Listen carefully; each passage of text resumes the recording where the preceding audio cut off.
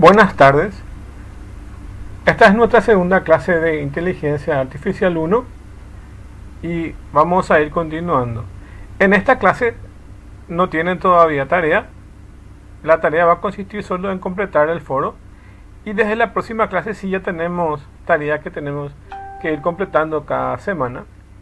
Entonces vamos a ir viendo eso. Hoy vamos a ver algunos conceptos que subyacen dentro de la inteligencia artificial. Para ello vamos a ver un pequeño video de lo que es Data Science, que es como un complemento que actualmente se utiliza con inteligencia artificial. Entonces es algo que tiene que ver con la ciencia de los datos y que es el procesamiento de los datos, donde se puede utilizar inteligencia artificial. Para entender un poco el concepto vamos a ver este video. Hola de nuevo, soy Feregrino y hoy les voy a hablar de la ciencia de datos. Bueno, de entrada, la ciencia de datos es una de esas palabras rimbombantes que la gente está utilizando mucho, generalmente en los medios, para describir cosas que en realidad no son ciencia de datos. Pero bueno, para comenzar a hablar de la ciencia de datos hay que definir tres conceptos importantes. El primero, ¿qué son los datos? Los datos son un conjunto de hechos desorganizados, sin ninguna estructura, que de entrada no dan más información que lo que se ve a simple vista. Un buen ejemplo de datos podrían ser las temperaturas de los anteriores 200 años en la Tierra. El segundo concepto es el de la información. Y vamos a definir a la información como un conjunto de datos ya organizados, estructurados y presentados bajo cierto contexto, de tal modo que al revisarlos o al verlos a quien los observa le resulte de utilidad. Como por ejemplo, podríamos tomar esas temperaturas de los 200 años anteriores en la Tierra y organizarlas de un modo cronológico y presentarlas en un gráfico de barras, por ejemplo, para poder observar que la temperatura del planeta ha estado aumentando. El tercer concepto es el concepto del conocimiento. Y es que bueno, el conocimiento se podría definir como entender la información y poder sacar algo útil de esta. El conocimiento se forma internamente a partir de la información que recibimos. Una vez definido esto, podríamos decir que la ciencia de datos se encarga de transformar los datos en información y a la vez hace lo mayor posible porque esa información se transforme en conocimiento. Para lograrlo, la ciencia de datos se apoya en tres pilares. El primero de ellos es en las matemáticas, cosas como cálculo, álgebra, estadística, probabilidad y demás materias forman parte del primer pilar. El segundo pilar son las ciencias de la computación, cosas como programación, bases de datos, inteligencia artificial, aprendizaje en máquina y demás. El tercer pilar es variante, podremos verlo como un comodín, y es que este pilar se trata de la disciplina a través de la cual se generaron estos datos y para la cual se quiere aplicar la ciencia de datos. Puede ser el campo de la medicina, el campo de la educación, el campo financiero, el campo de ventas y demás. Como dije, este es un comodín y este pilar puede ser reemplazado por cualquier otro área del conocimiento sobre el cual se quiera obtener información extra a partir de los datos que ya contiene. Hay un diagrama de Venn muy famoso que ilustra esto. Aunque bueno, para ser honesto, también hay que decir que existen muchos diagramas de Venn que tratan de explicar lo que es la ciencia de datos. Algunos inclusive podrían resultar hasta graciosos y sarcásticos. A mí me gusta verlo como dos islas. Tenemos la isla de las matemáticas y la isla de las ciencias computacionales. Ocasionalmente entre ellas existe cierta comunicación, pero no es sino hasta que aparece un puente, es decir, el puente de la disciplina sobre la cual se quiere trabajar, que existe una comunicación mayor y surge la ciencia de datos. Pero bueno, a todo esto, ¿para qué nos puede servir? La ciencia de datos se utiliza en bastantes campos. Sin embargo, algunos de los más prominentes y en donde tiene mayor participación es, por ejemplo, en el campo de análisis de riesgos.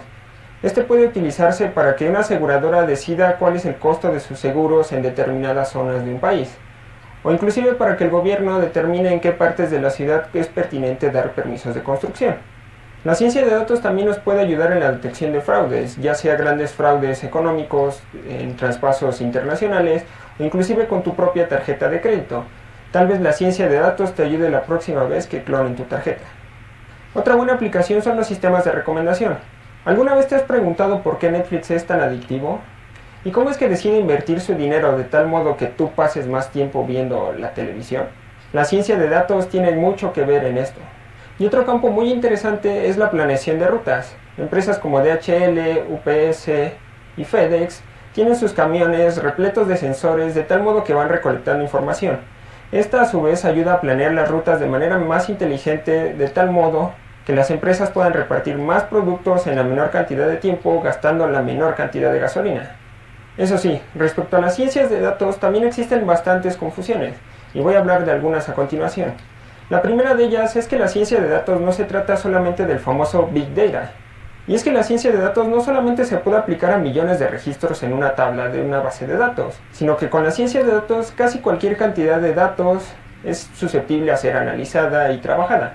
Otra de las grandes confusiones es que la ciencia de datos no es inteligencia artificial, no es aprendizaje máquina. Cada una de ellas tiene diferentes métodos y distintos fines. Sin embargo, sí hay puntos en los que se llegan a cruzar y la frontera se puede volver un poco borrosa. Otra de las confusiones es que la ciencia de datos no es como un conjuro mágico que le puedas aplicar a una empresa y de pronto volverla exitosa. La ciencia de datos depende de 3 factores. El primero son los datos con los que se va a trabajar. Si trabajas con datos que son basura, que no son bastante útiles, entonces el resultado va a ser basura, no va a ser útil. El segundo factor es el modelo que se utiliza para analizar estos datos, ya que si no utilizas un buen modelo o un buen modo de análisis podría resultar teniendo conclusiones erróneas sobre los datos. Y el tercer factor es el contexto en el que pongas esta información generada. Y la tercera y última confusión de la que voy a hablar es que a pesar del nombre, ciencia de datos, no es una disciplina para la que necesites tener un doctorado en matemáticas o en ciencias de la computación para poder practicarla. Muchos expertos del área coinciden en que no es necesario que tengas una preparación mayor para poder usarla y aprenderla. Si bien sí necesitas tener conocimientos básicos de estadística y tal vez algunos de extracción de datos o manipulación de datos, no es nada del otro mundo. Y recuerda, en la ciencia de datos es tan valioso tener las matemáticas o el conocimiento sobre ciencias de la computación como lo es tener el conocimiento del problema o del área de la que se piensa atacar. ¿Y tú estás interesado en comenzar? ¿Habías oído hablar algo de la ciencia de datos? ¿La conoces en tu trabajo o en la escuela? Déjalo en los comentarios. Estoy interesado en conocer tus experiencias respecto al tema. O si te interesa la ciencia de datos, tal vez deberías comenzar por aprender o darle una refrescada a tus conocimientos sobre estadística y aprender lenguajes de programación como R o Python y consigas una fuente de datos. Si te interesa saber sobre alguno de estos, en las notas de este video dejo enlaces a sitios y recursos que tal vez te podrían resultar. Bueno, en resumen, coloqué este video de ciencia de datos porque es un tema bastante actual y que básicamente, como pueden darse cuenta, se relacionan con muchas especialidades. La ciencia de los datos es lo que básicamente en el pasado o hasta ahora utilizan la gente que realizan estadísticas y probabilidades. Entonces, a esas personas están dirigidas el proceso de data science o ciencia de datos, que en realidad lo que hacen es analizar los datos y poder predecir en un evento o dar unas recomendaciones o poder ver unas tendencias. Por ejemplo, ¿cuál es la tendencia de que una empresa en la bolsa pueda tener mejores dividendos? ¿O cuál es la tendencia de que un equipo de fútbol sea el campeón este año? ¿O cuál es la tendencia de que un supermercado colocado en una zona sea la más próspera? ¿O cuál es la tendencia de que una marca de gaseosa o cerveza sea la que más se venda en el país? Entonces, el data science es un paso más de lo que anteriormente se usaba en las matemáticas, en las estadísticas y luego en las probabilidades, y ahora con una mezcla de la ciencia de la computación y algo de inteligencia artificial y algo de manipulación de datos o acceso a X cantidad de datos, entonces se pueda predecir utilizando eso. Y para ello nos valemos de las ciencias de la computación y sobre todo sobre las diferentes ciencias, por ejemplo el marketing, que en este caso si queremos aplicarlos esta data science a un área de marketing en específico, pero sobre todo tener en cuenta que partimos de los datos, es decir, que puede ser una base de datos convencional o bien, en el mejor de los casos, utilizar un sistema de Big Data donde se reciben grandes cantidades y volúmenes de información, pero para aplicar data science no necesita que sea de fuente de datos de Big Data, sino simplemente puede ser una planilla electrónica, un archivo de texto o un archivo de base de datos convencional. Entonces, lo único que hace es tomar esos datos y llevarlos a otros niveles. Afortunadamente existen en el mercado herramientas donde profesionales que no son informáticos pueden aplicar el data science.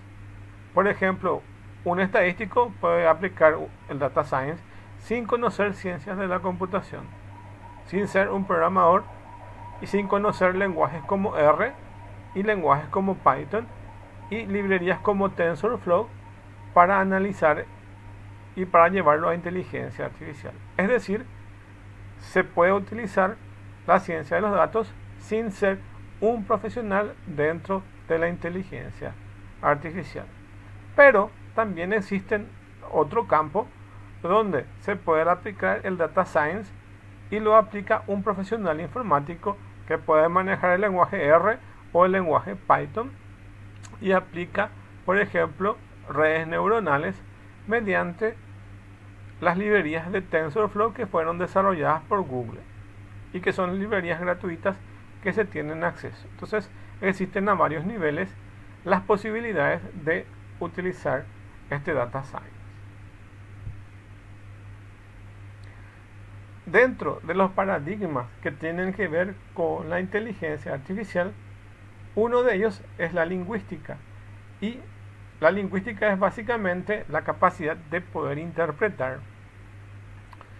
el lenguaje natural o textos. Entonces, por ejemplo, el tema de las secretarias virtuales, como por ejemplo Siri o como Cortana en Windows, entonces pueden detectar y manipular el lenguaje natural. Pero también existen herramientas textuales como los chatbots y otras herramientas que nos permiten distinguir la parte lingüística. Entonces, la lingüística moderna y la inteligencia artificial nacieron al mismo tiempo y maduraron juntas, separándose en el campo híbrido llamado lingüística computacional o proceso de lenguaje natural. Ahí es su punto central. El entendimiento del lenguaje requiere la comprensión de la materia bajo estudio y su contexto, no solamente el entendimiento de la estructura de las sentencias, lo que convierte en un problema bastante complejo de abordar. Por ejemplo, lo más importante es contextualizar un tema tratado, ya sea a través de textos, de comando de texto, o a través de sentencias de texto, o a través de un lenguaje natural hablado. Lo importante es que la inteligencia artificial pueda entender el contexto que se está aplicando. Entonces, es ahí un poco el problema de la inteligencia artificial, que mientras sea en un ambiente cerrado, entonces el contexto se puede identificar fácilmente.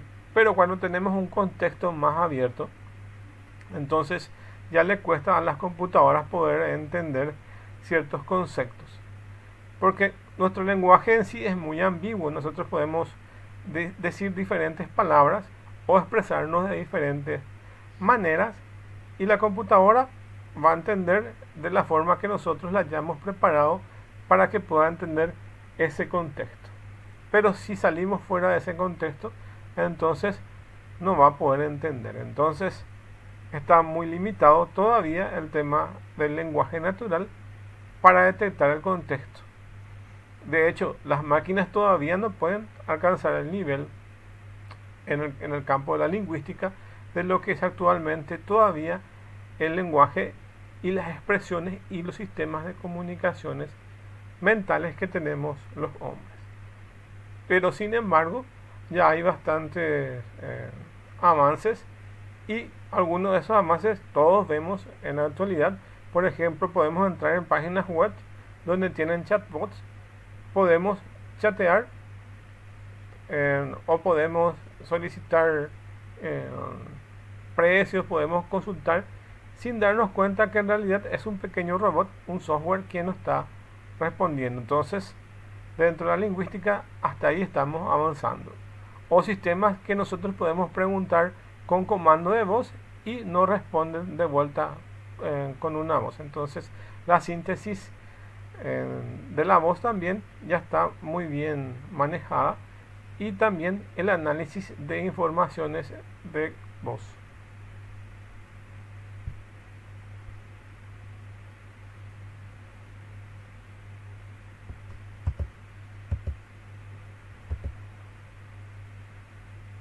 Otro campo que se utiliza es la neurociencia, y básicamente lo que siempre se pretende con la inteligencia artificial es llegar a entender cómo funciona el cerebro humano. Y de eso se trata las neurociencias, de llegar a comprender cómo funciona o cómo piensa un humano. Entonces, muchos especialistas que son del área informática y otras no, se encargan del estudio dentro del área de inteligencia artificial, que se denomina neurociencia. La neurociencia es el estudio de un sistema neurológico, y en especial del cerebro. La forma exacta con que el cerebro genera su pensamiento es uno de los grandes misterios de la ciencia. Por lo tanto, podemos decir que es uno de los grandes retos de la ciencia y también de la inteligencia artificial. El hecho de que una colección de simples células pueden llegar a generar razonamiento, acción y conciencia es un enigma a resolver. Cerebros y computadores realizan tareas bastante diferentes y tienen propiedades muy distintas. Según los cálculos de los expertos, se estima que para el año 2020, que ya pasó, las computadoras igualarán a la capacidad del procesamiento de los cerebros humanos, que sabemos que todavía eso es casi imposible. Sí, el procesamiento de una computadora es más rápida, pero en regla general todavía no supera a la capacidad humana. Muchos de los modelos de inteligencia artificial fueron inspirados en la estructura y funcionamiento de nuestro cerebro. Eso es cierto. Básicamente, los grandes avances que tenemos hoy en día con la ciencia de las redes neuronales, que vamos a ver en alguna de las clases. Las redes neuronales son una inspiración de cómo funciona el sistema nervioso y las células dentro del cerebro para comunicar las informaciones. Y esa misma idea, partiendo de esa misma idea, se desarrollaron diferentes tipos de algoritmos que nos permiten a nosotros poder emular esa capacidad de las redes neuronales, simulando unas redes neuronales humanas. Entonces, eso tienen, por ejemplo, hoy en día en las librerías de TensorFlow, donde básicamente, pasándole algunos parámetros, podemos armar una red neuronal. Otro campo que también se utiliza es el campo de la psicología, que trata del estudio y análisis de la conducta de los procesos mentales de los individuos y grupos humanos. La rama de esta influencia que ha tenido para la inteligencia artificial es la psicología cognitiva, que se encarga del estudio de la cognición, es decir, de los procesos mentales implicados en el conocimiento. Tiene como objeto de estudio los mecanismos básicos y profundos que se elaboran en el conocimiento de la percepción, la memoria y el aprendizaje, hasta la formación de conceptos y razonamientos lógicos. La teoría descriptiva de esta rama ha sido utilizada para desarrollar varios modelos de inteligencia artificial y Machine Learning. Machine Learning es básicamente una evolución de las redes neuronales, y básicamente lo que pretende es que las máquinas puedan ir aprendiendo de sus errores, o se las pueda entrenar para poder ir aprendiendo. Puede ser ese entrenamiento de un sistema de Machine Learning, puede ser en memoria RAM y se pierde ese aprendizaje una vez que termine de ejecutarse el programa, o bien tener una pequeña base de datos donde básicamente vaya aprendiendo y cada día vaya mejorando. Imagínense ustedes un sistema para juego de ajedrez y se le enseña al, y tiene un algoritmo que va aprendiendo. Tiene un algoritmo que va aprendiendo las jugadas del ajedrez. Entonces eso se guarda en una pequeña base de datos, y para la próxima vez que tenga que competir contra algún campeón o contra varios eh, personajes que manejan esta disciplina, entonces va a ir aprendiendo y va a ir mejorando su técnica para el juego de ajedrez. Ese es el tema de Machine Learning. Algoritmos que permiten poder aprender. Y como estamos hablando acá de la parte de psicología más bien tiene que ver con la parte cognitiva, como dice ahí. Y más que eso tiene que ver con el tema de conocimiento. Hay una parte de la inteligencia artificial que tiene que ver específicamente con una materia que nosotros inclusive tenemos en la universidad, que se llama ingeniería del conocimiento. Esta parte de la parte de la psicología está estrechamente relacionada con esa área de la inteligencia artificial, que es ingeniería del conocimiento, y lo que trata básicamente es utilizar sentencias lógicas para producir conocimiento. Ustedes conocen, por ejemplo, lo que es ilógico o lógico, o sea, and, or, sort. Todos esos conectores lógicos se utilizan dentro de un lenguaje que nosotros vamos a ver en este semestre, que es el lenguaje Prolog. Y Prolog está estrechamente relacionado con los mecanismos de conocimiento. Y básicamente, como hay varias ramas dentro de la inteligencia artificial, una de las ramas es la parte de la psicología cognitiva, y eso se ha llevado a modelos computacionales y se han creado lenguajes que son lenguajes que utilizan bases de datos de conocimiento. Así se llama eso. En realidad son pequeñas porciones o repositorios de información, pero se le aplica funciones lógicas, como por ejemplo, voy a decir una función lógica, a ver, para que se pueda entender. No todos los estudiantes tienen clases virtuales, por lo tanto, algunas llevan presenciales. Entonces, si alguno dio en el colegio una lógica matemática, o dio en la universidad, o este tipo de conjunciones lógicas, es lo que se utiliza dentro del lenguaje Prolog para producir una parte lógica. Entonces, se utiliza la lógica dentro de esto. Esto vamos a ir viendo durante el semestre.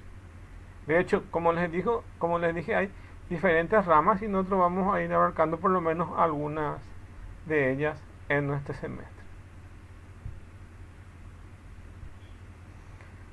Dentro de las ramas principales y que tienen mayor éxito actualmente y se demandan muchos profesionales actualmente, y les conviene, si disponen de tiempo, adentrarse en este mundo del Machine Learning y el Deep Learning, que son las aplicaciones de las redes neuronales aplicando algoritmos y que en realidad son bastante sencillas, nada más que poder seguir unos tutoriales y ejemplos y poder realizar los ejercicios que se hacen con el lenguaje Python y con las librerías de TensorFlow, que son las librerías de Google de inteligencia artificial.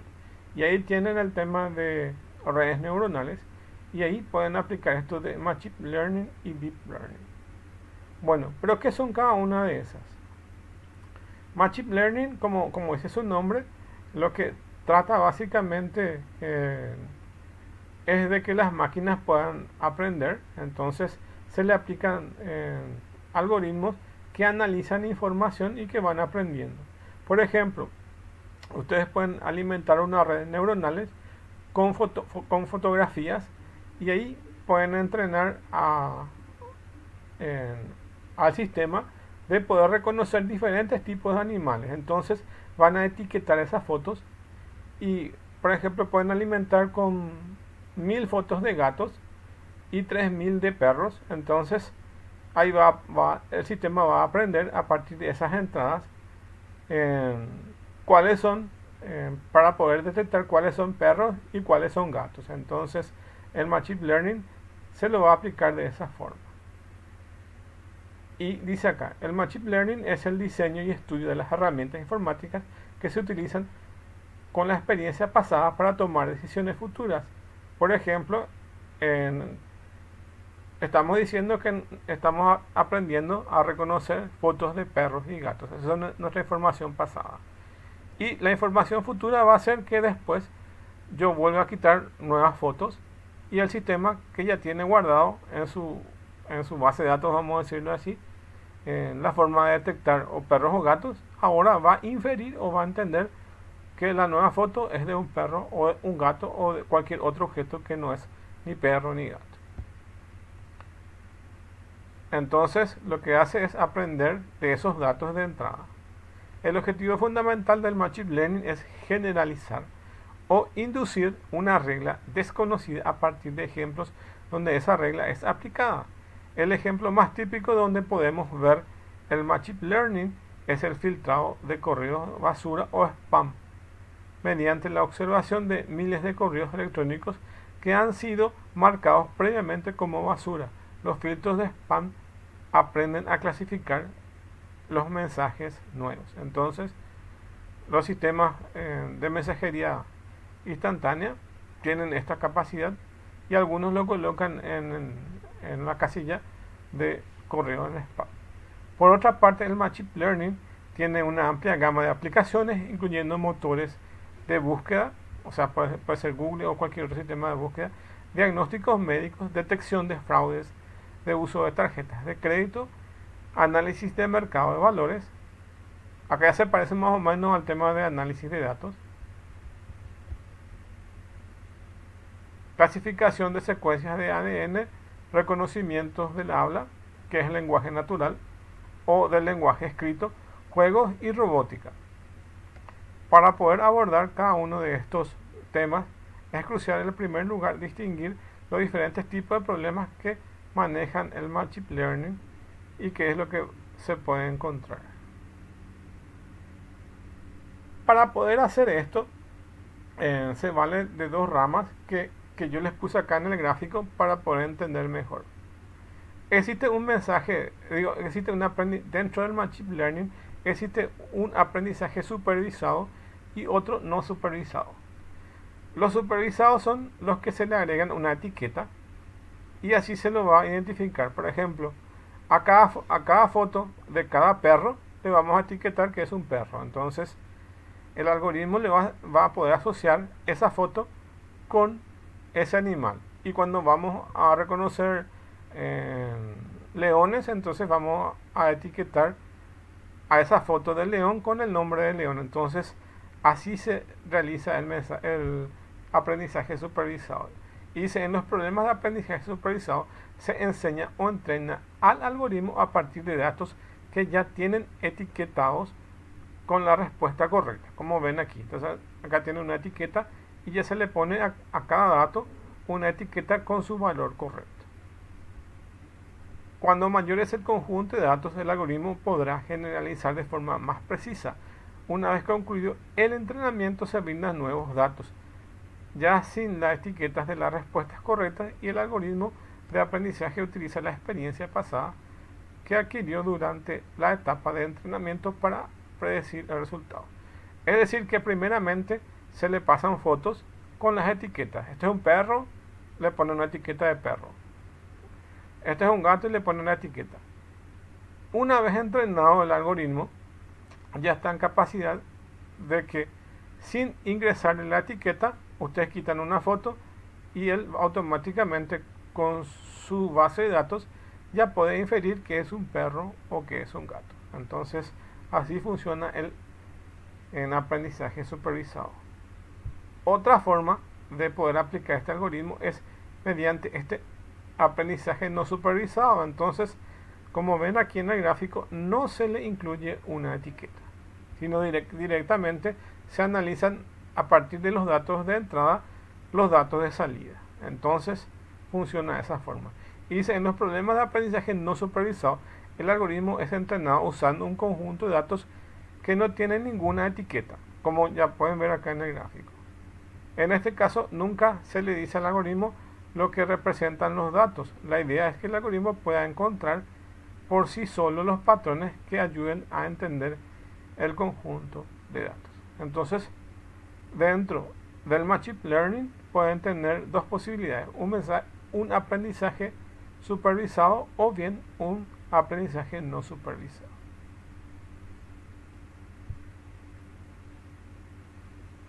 Existe otra forma de aprendizaje, porque acá estamos analizando los aprendizajes del Machine Learning, que es el aprendizaje por refuerzo. Y para entender esto, ustedes pueden imaginarse que tienen una mascota. En este caso vamos a suponer que tienen un perro. Y ustedes a un perro le van a entrenar. Y ustedes saben que los perros son dóciles, o hay gente muy capaz de poder entrenar a estas mascotas. Y lo que hacen básicamente es este aprendizaje por refuerzo. Por ejemplo, le dice al perro que se haga, que se tira al suelo, y le van entrenando al perro que se tira al suelo. Y cuando hace bien lo que se le pide, entonces le dan unas galletas o le dan algún alimento. Entonces el animal va aprendiendo que lo que está haciendo es correcto, y si hace lo correcto, él recibe un premio. Así funciona el aprendizaje por refuerzo. Cada vez que hacemos correcto las cosas, entonces nos dan un premio. Y cada vez que hacemos mal las cosas, entonces no nos dan el premio. Y eso es lo que se lleva a nivel algoritmo y se llama aprendizaje por refuerzo. Entonces, el algoritmo, cada vez que hace bien sus procesos, entonces se le asigna ciertos valores o ciertos premios, y así el algoritmo va sabiendo cuál es el camino correcto para llegar a un resultado. Entonces, dice aquí, en los problemas de aprendizaje por refuerzo, el algoritmo aprende observando el mundo que lo rodea. Su información de entrada es el feedback o retroalimentación que obtiene del mundo exterior como respuesta a sus acciones. Es decir, que se le premia si hace bien o se le castiga si hace mal. Por lo tanto, el sistema aprende a base de ensayo y error. Un buen ejemplo de este tipo de aprendizaje lo podemos encontrar en los juegos, donde se utiliza más este aprendizaje por refuerzo. En muchos de los juegos por computadoras tienen incluido este aprendizaje por refuerzo dentro de su software, donde vamos probando nuevas estrategias y vamos seleccionando y perfeccionando aquellos que nos ayuden a ganar el juego. A medida que vamos adquiriendo más práctica, el efecto acumulativo del refuerzo a nuestras acciones victoriosas terminarán creando una estrategia ganadora. Entonces, por ejemplo, Pac-Man, el juego ese antiguo de Pac-Man, en una de las partes se le incluyó este tema de aprendizaje por refuerzo. Un punto más potente todavía, aplicando las redes neuronales, luego el otro paso que viene a ser el Machine Learning, y por último tenemos el Deep Learning. Deep significa profundo, entonces en español sería aprendizaje profundo. La diferencia está en que un aprendizaje de Machine Learning, el programador define los parámetros de su funcionamiento. Entonces, quien arma toda la lógica de un Machine Learning es un programador. Está bien ahí. Entonces, yo programador voy a definir ciertos parámetros de cómo quiero que funcione mi sistema que está en Machine Learning, o sea, mi algoritmo.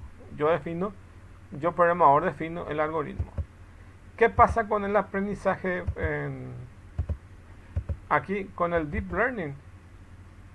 Pasa un caso muy especial, que gracias a esas interacciones de las neuronas, porque en realidad son neuronas artificiales, son redes neuronales, gracias a esas cantidades de neuronas que tiene, básicamente solo se pasan los datos de entrada y de salida, y el sistema va a buscar internamente cómo manejar esos datos. Entonces, ustedes ya no necesitan agregarle un algoritmo. O sea, el programador no necesita ya crear un algoritmo. Internamente, esas relaciones de neuronas van a crear las relaciones entre las entradas y la salida y va a producir un nuevo resultado. Es decir, que aquí el programador básicamente no necesita crear un algoritmo. Eso es el Deep Learning. Un ejemplo que una vez estaba leyendo en las noticias donde se aplicó este Deep Learning. Por ejemplo, en Estados Unidos una empresa financiera contrató los servicios de otra empresa dedicada a inteligencia artificial para que le desarrolle un sistema, y ese sistema tendría que ser capaz de poder analizar los datos de sus clientes, los datos financieros de una financiera o de un banco. Entonces tenía que analizar los datos financieros del cliente y poder informar al banco o a la financiera si ese cliente es apto o no para que se le dé un crédito. Esa es la función de ese algoritmo que se tendría que haber hecho. Y la empresa que hizo el trabajo aplicó los algoritmos de Deep Learning para poder hacer ese trabajo. Pero ¿qué ocurrió? Ocurrió algo inesperado. Como los algoritmos de Deep Learning se alimentan datos de entrada y salida, porque en realidad se les deja que analicen los datos de entrada y salida, y con ellos el sistema genera su salida. Y ocurrió en muchos casos de que personas que sí tenían capacidad para absorber un crédito, no se les dio ese crédito. Entonces toda esa cantidad de personas se fueron y se quejaron a la entidad financiera. Le dijeron, ¿cómo a mí no me van a dar el crédito si yo estoy en capacidad de pagar en algunos meses ese crédito? Entonces le llamaron a la empresa que hizo el software y les explicó que en realidad aplicaron algoritmos de Deep Learning, que ellos no diseñaron el algoritmo, sino que dejaron que la computadora razone por sí sola. Entonces así funciona este algoritmo de Deep Learning.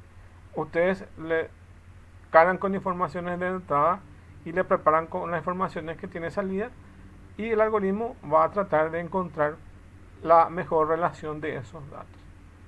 Entonces ocurrió ese dilema, y este dilema le sirve para entender lo que es el Deep Learning.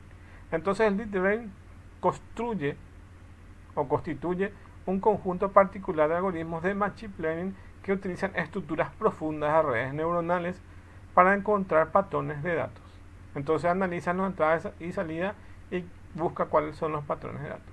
Este tipo de algoritmos cuentan actualmente con gran interés, ya que han demostrado ser sumamente exitosos para resolver determinados tipos de problemas, como por ejemplo el reconocimiento de imágenes, que muchos consideran que este tipo de modelos son los que tienen futuro y nos llevará a resolver definitivamente problemas de inteligencia artificial.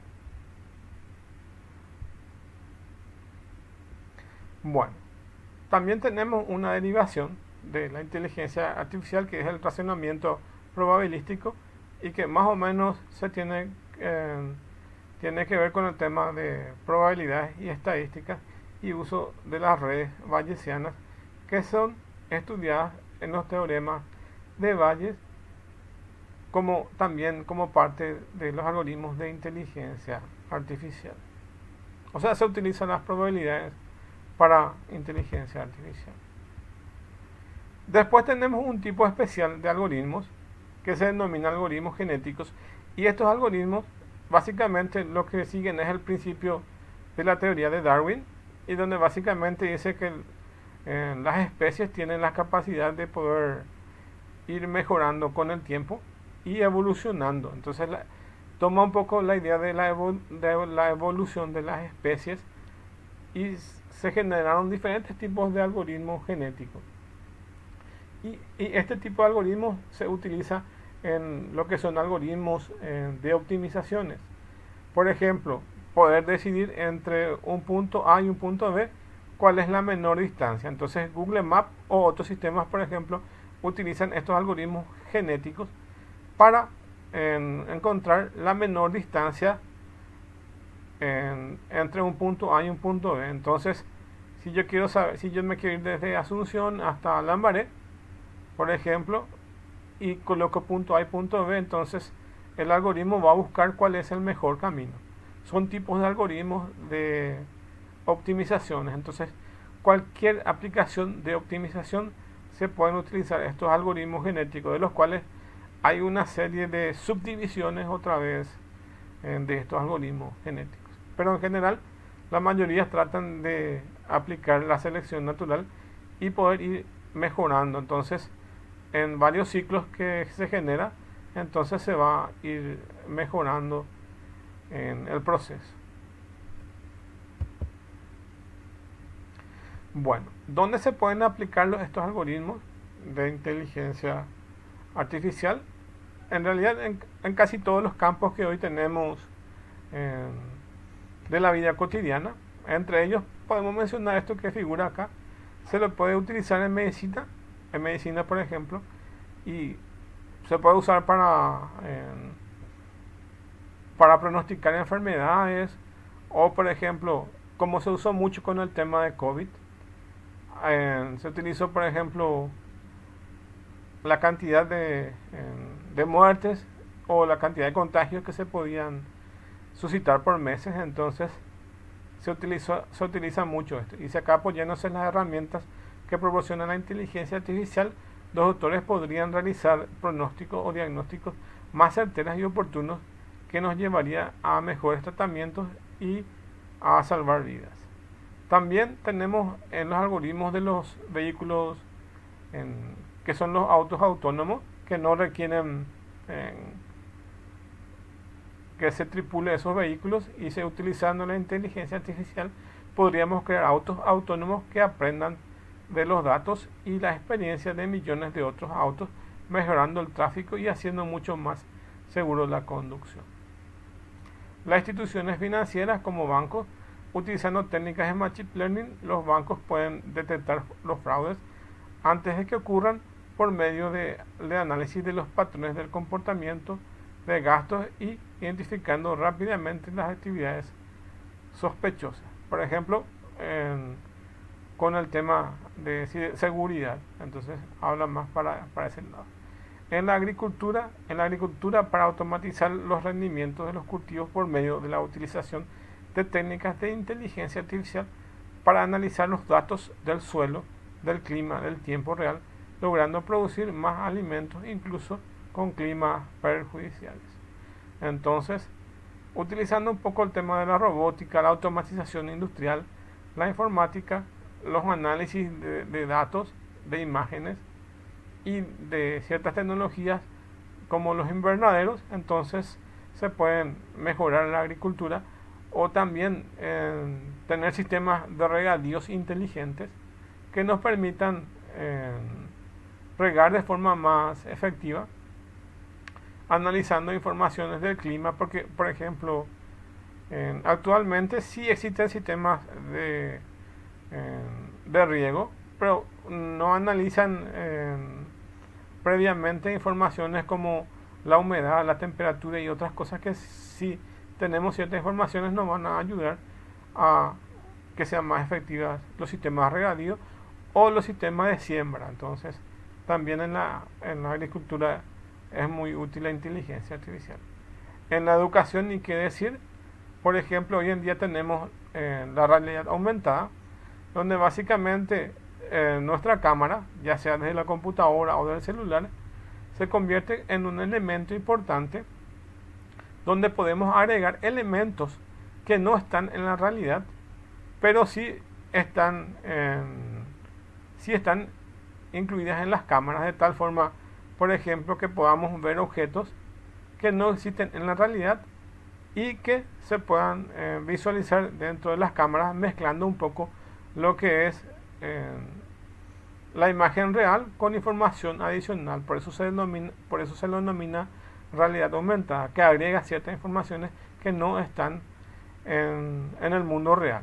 Algunas de esas cosas pueden ser, por ejemplo, ustedes pueden tener, por ejemplo, sus materiales de lectura, ya sea en las universidades o en los colegios, y colocan su celular y pueden visualizar algún video adicional. Entonces eso sería más útil que simplemente poder leer un material de forma directa. Entonces la educación se ve más beneficiada también con la inteligencia artificial, y se podrían utilizar técnicas de inteligencia artificial para diseñar programas de estudios personalizados basados en datos que mejoran el rendimiento y el ritmo de aprendizaje de cada alumno.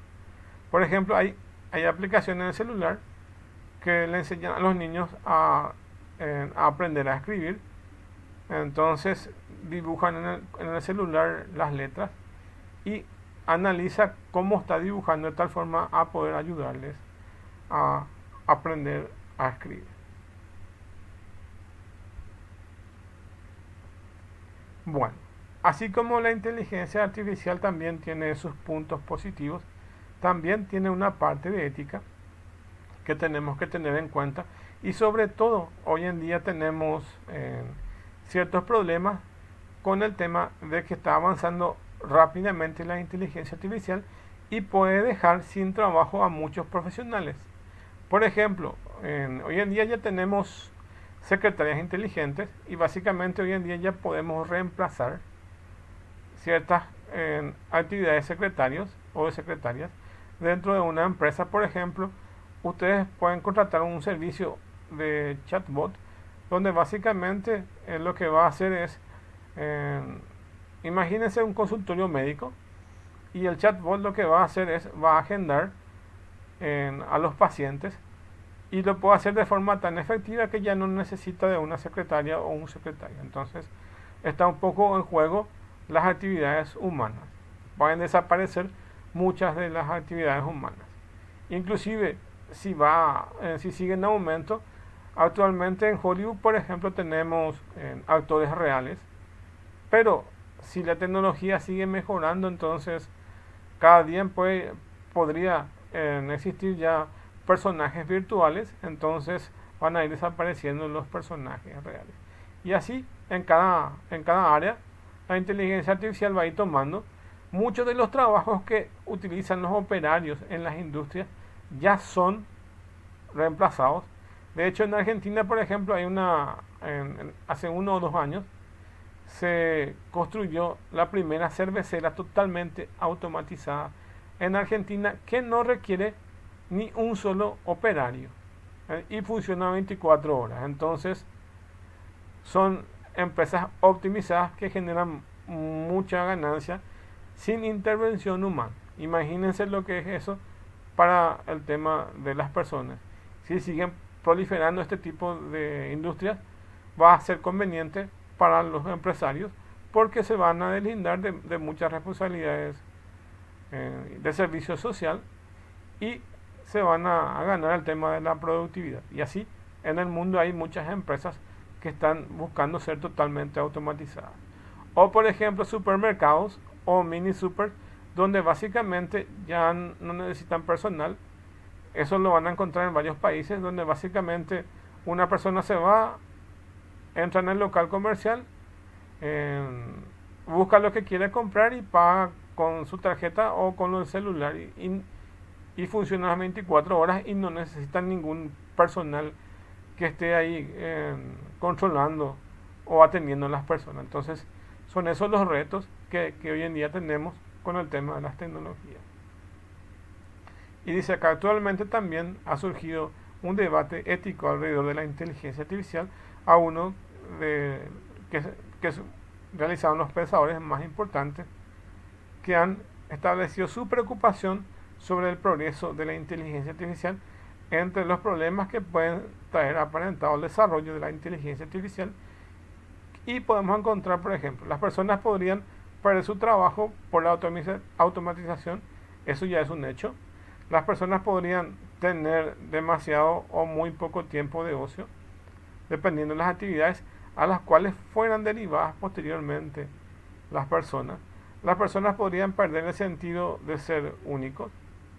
Las personas podrían perder algunos de sus derechos privados. la utilización de los sistemas de inteligencia artificial podrían llevar a la pérdida de responsabilidad. El éxito de la inteligencia artificial podría significar el fin de la raza humana. Eso ya es mucho a futuro, pero está ahí como ideas.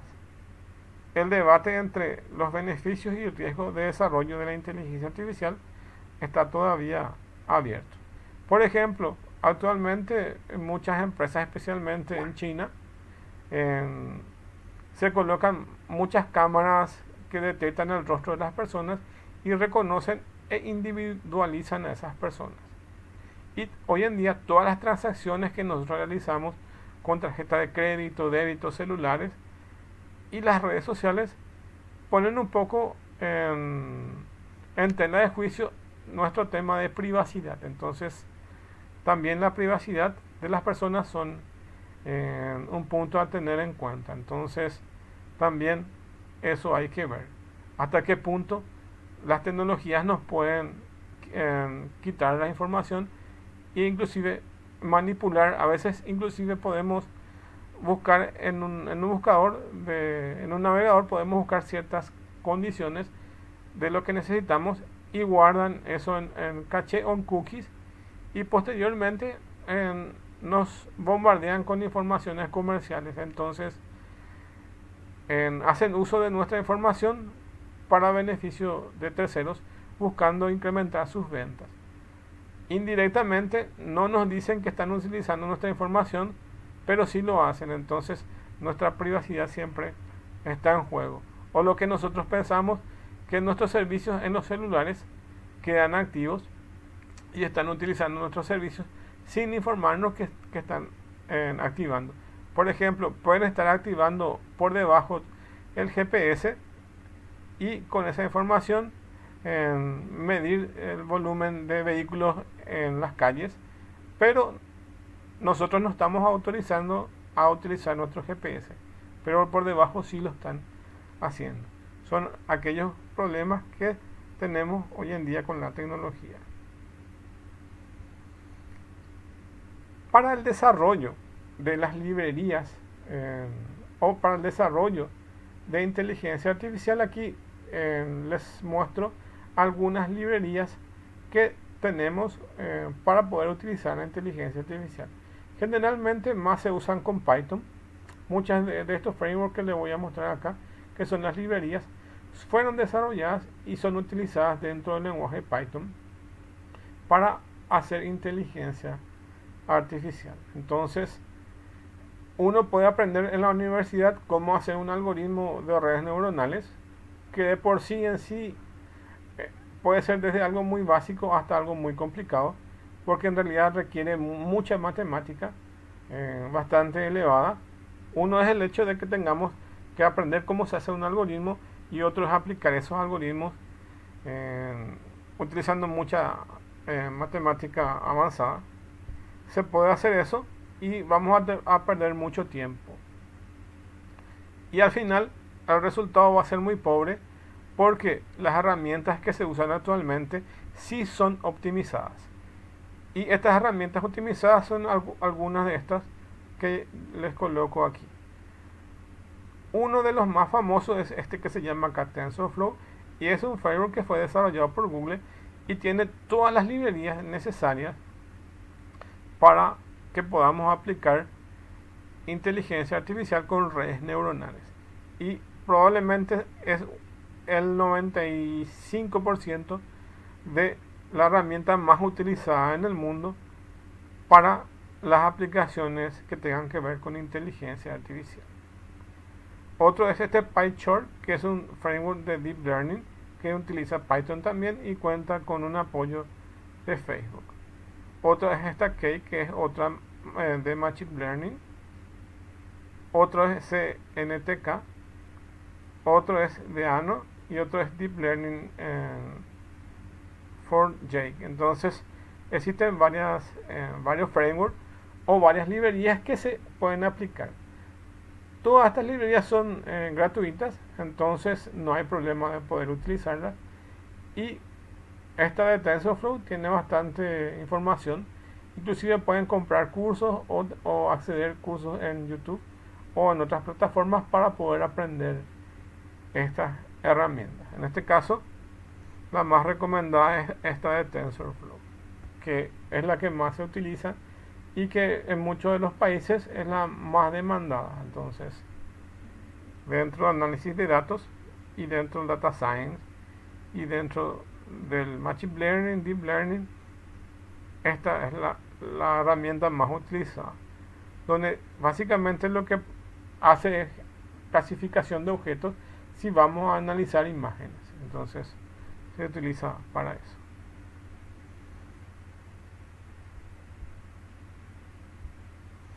Bueno, una de las aplicaciones que ustedes conocen que tienen gran aceptación son los chatbots o los bots, que es una de las ramas de mayor crecimiento y que más beneficio hoy, que es el boom de la inteligencia artificial. Estos bots para generar pequeños bots que pueden tener conversaciones básicas con usuarios de forma bastante simple y que ustedes saben que se usa mucho en las empresas. Existen bots que pueden ser programadas por programadores, y existen bots que básicamente son pequeñas aplicaciones que lo puede utilizar cualquier usuario con intenciones de hacer marketing sin necesariamente ser una persona que maneje mucho el campo de la informática. Entonces esto está muy abierto. Bueno, y hasta acá la clase de hoy entonces, y nos encontramos la próxima clase. Yo termino de compilar esta grabación y subo para que las otras personas tengan acceso